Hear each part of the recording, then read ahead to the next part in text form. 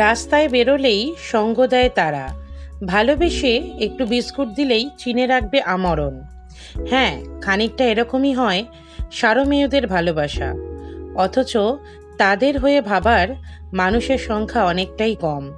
অবলয় প্রাণীগুলি সমস্যার কথা মুখে ফুটে বলতে পারে না, আর সেই কারণেই তাদের অসুস্থতা যখন বিপদ সীমার উপর দিয়ে বয় তখনই তা নজরে আসে।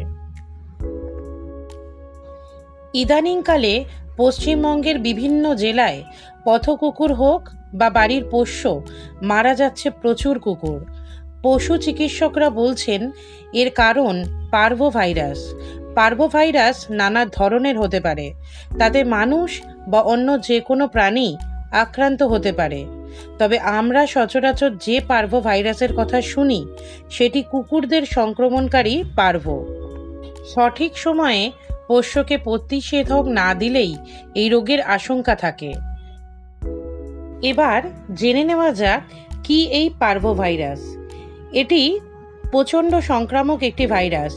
মূলত কুকুরদেরই এটি সংক্রমিত করে। ব্যাপক মাত্রায় ডায়রিয়া বা পেটের গণ্ডগোল, বমি, শরীর শুকিয়ে যাওয়া বা ডিহাইড্রেশন এই ভাইরাস সংক্রমণের প্রধান উপসর্গ। এই রোগের লক্ষণগুলির মধ্যে প্রথমেই আক্রান্তের খিদে কমে যায়, বমি হয়, পেটের গণ্ডগোল, রক্ত পায়খানা শুরু হয়, শরীরের কোনো জোর থাকে না, তার সঙ্গে চলে জ্বর। বড় কুকুরদের তুলনায় ছোট বাচ্চা কুকুরেরা বেশি কাহিল হয়ে পড়ে, তাদের অবস্থা বাড়াবাড়ি রকমের খারাপ হয়ে যেতে পারে। প্রাথমিক লক্ষণ দেখলেই চিকিৎসকেরা রোগটি চিহ্নিত করতে পারেন। প্রয়োজনে মল পরীক্ষা, রক্ত পরীক্ষার সাহায্য নেওয়া হয়। এই রোগের কোনো ওষুধ নেই। আক্রান্ত কুকুরকে নানাভাবে সাহায্য করাই একমাত্র রাস্তা, যেমন সেলাইন দেওয়া, বমি বা পেটের গণ্ডগোল আটকানোর ওষুধ দেওয়ার মতো পদক্ষেপ করেন বিশেষজ্ঞরা। জেনে নিন কিভাবে এই রোগে সংক্রমণ আটকানো যায়। এই রোগে টিকা পাওয়া যায়। নিয়মমাফিক টিকাকরণ হলো সেরা রাস্তা। কুকুরের বয়স যখন 6 থেকে 8 সপ্তাহের মধ্যে থাকে তখন থেকেই চিকিৎসকেরা তাদের এই রোগের টিকা দিতে শুরু করেন।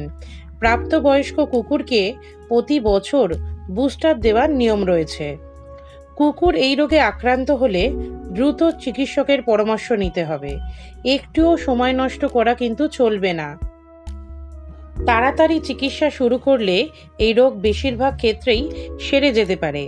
যতদিন পর্যন্ত না আক্রান্ত কুকুরটি সুস্থ হচ্ছে ততদিন পর্যন্ত তাকে অন্য কুকুরের থেকে দূরে রাখতে হবে।